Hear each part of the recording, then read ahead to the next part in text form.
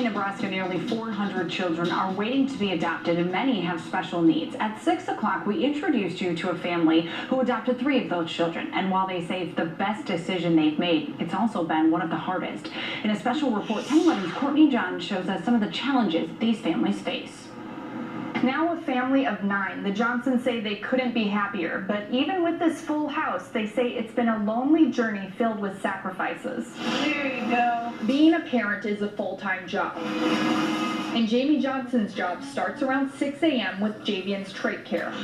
This way it vents it out. So. Javian is a spastic quadriplegic with herpes encephalitis of the brain. His little brother Zachary has a severe traumatic brain injury from his mother beating him. Both boys eat 5 times a day through feeding tubes. That'll run for 45 minutes. And while 5-year-old Jasmine doesn't need a feeding tube, her mother Lisa has to feed her, You like that? change her diapers, and help her get around. They do all of this before 10 a.m. Somehow we came up with a system, and it works. What time was it you gave him Tylenol? To a certain extent, the Johnsons knew what they were signing up for when they adopted their children.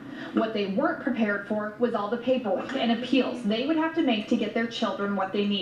You're just not yourself. Lisa says she spent 3 years carrying her 3 kids up and down the stairs while waiting for a stair climber. Unfortunately, there really isn't a solution for equipment. They just have to make do. Michelle Wiggins has spent nearly 15 years helping appeal Medicaid denials. They don't like to approve things if it's just for safety. It has to have an actual medical need. The Johnsons have won many of their appeals, but finding time to spend as a couple is still a challenge. We don't ever get to relax, ever. I'd be happy with just being able to sleep. DHHS provides 48 hours a month of respite care for Zach and Javian.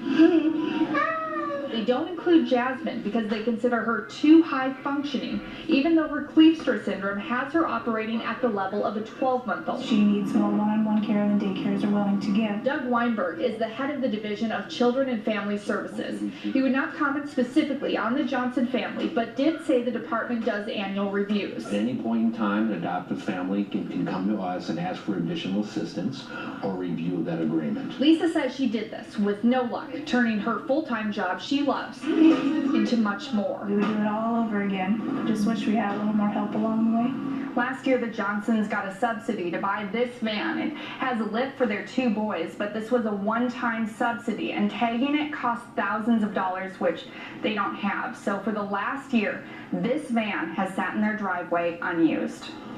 1011's Courtney Johns reporting tonight, and Ken will have one last check of your forecast next.